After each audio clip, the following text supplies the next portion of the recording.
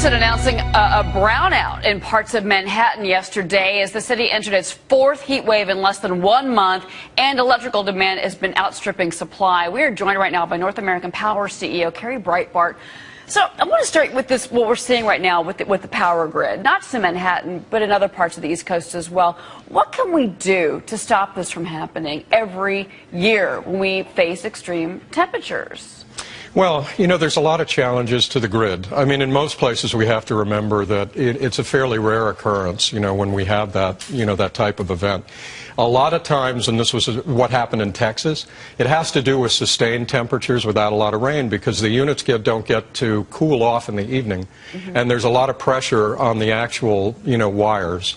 But there's also generation issues. You know, there's issues of not having enough generation in some areas to handle peak demand. But not in most areas. In most areas, this is an uncommon occurrence. Unfortunately, though, in populous areas, I mean, this is New York City, where we've had, blackouts in the past in our city's history. Let me ask you about this as well. We're seeing a real, dynamic shift between natural gas and coal. For the first time in April, we found out, thanks to the EIA, that natural gas plants are extolling the same amount of electricity as coal-powered plants. First time in our nation's history. What do you make of that and the shift that we're seeing? Well, I think it has everything to do with the more efficient ways of getting natural gas out of the ground. Fracking. I mean, the supply of natural gas now is growing so dramatically, and the cost relationship between coal and natural gas has come in line so much that, when you add the EPA restrictions on coal, it makes no sense to build, a coal-fired plant. For example, there's 200 natural gas plants on the drawing board. There's 15 coal plants.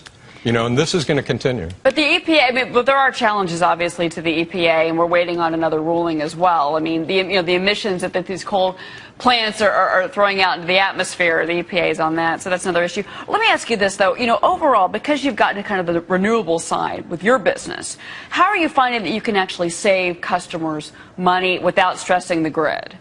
Well, the industry that I'm in, which is owing to the deregulation of electricity, is actually quite interesting. I spent 25 years as an oil trader and broker, and I don't think in that 25 years I ever did anything to save a consumer a penny. I have to admit it. All of a sudden, I find myself having a second career in an industry that, and it's not getting a lot of press, is saving consumers a fortune on their electric bills. How do you do that, though? Because we compete with the utilities, and we compete very effectively on the supply side, and the cost of natural gas has been going down. Natural gas is the peak fuel to produce electricity.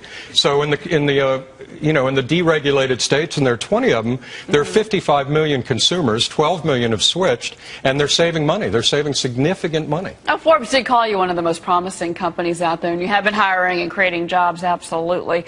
Where do you think we're going to be in 20 years? Do you think it's going to be nuclear? Think it's going to be nat gas? I mean, kind of give me your crystal ball. Oh, I don't know how good my crystal ball is, but nuclear, boy, it's hard to think it will be nuclear, isn't it? I mean, it takes 20 years to even get permits for a plant.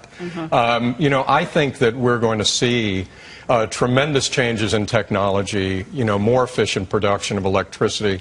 I don't think this natural gas phenomenon, the abundance of natural gas, the easier way, the greater ability to get out of the ground, none of that's going anywhere anytime soon. Kerry Breitbart, the CEO of North American Power. Interesting take from you. Thanks for coming on.